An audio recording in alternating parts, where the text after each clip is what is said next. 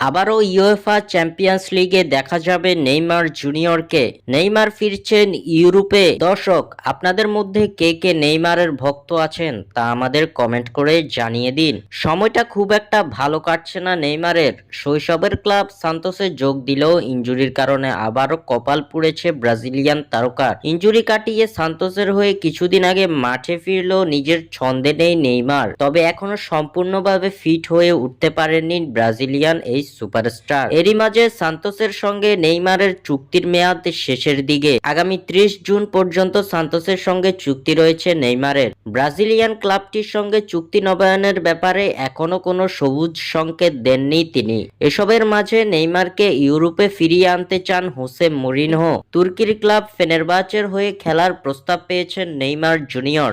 আসন্ন মৌসুম শুরুর আগে শক্তিশালী দল গঠনে মনোযোগী মরিনহো, যার পরিপ্রেক্ষিতে নেইমারের উপর নজর রেখেছেন এই মাস্টারমাইন্ড কোচ। নেইমারকে ইস্তানবুলে আনার জোর চেষ্টা চালাচ্ছেন হোসে মরিনহো, এমনটাই জানিয়েছে তুর্কি স্পোর্টস আউটলেট ফ্যানাটিক। এই সংবাদ মাধ্যমটি জানিয়েছে নেইমারের প্রতিনিধির সঙ্গে ইতিমধ্যে যোগাযোগ শুরু করে দিয়েছে ফেনেরবাচে। তাকে দলে ভেড়ানোর জন্য একটি লোভনীয় প্রস্তাবও ইতিমধ্যে দিয়েছে দলটি। অন্যদিকে নেইমারের বাবা নেইমার সিনিয়র নিশ্চিত করেছেন যে 32 বছর বয়সী এই খেলোয়াড় বেশ কয়েকটি ইউরোপীয় ক্লাব থেকে প্রস্তাব পেয়েছেন। যদি ফেনেরবাচে চুক্তিটি বাস্তবায়ন করতে পারে তাহলে এটি হবে তুরস্কের ফুটবল ইতিহাসের সবচেয়ে বড় গুরুত্বপূর্ণ চুক্তিগুলোর মধ্যে একটি। স্বাক্ষর থেকে সাদবিন ইসলাম।